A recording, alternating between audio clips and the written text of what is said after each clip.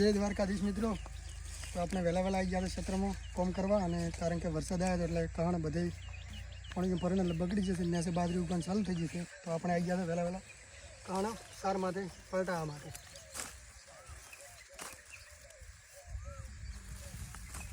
જેને જેને આવી પરિસ્થિતિ આવી હોય એ કોમેન્ટ કરજો. કોમેન્ટ શું કેવું કસ્તુરભાઈ? સાચી વાત ને?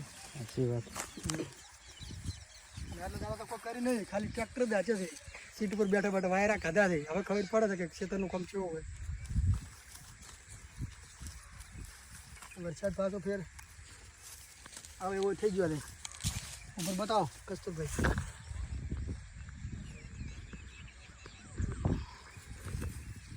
જેને કહણામાં પડ્યો એ પલટી નાખજો વહેલા એટલે બગડવાની સંભાવના ઓછી રહે. આમ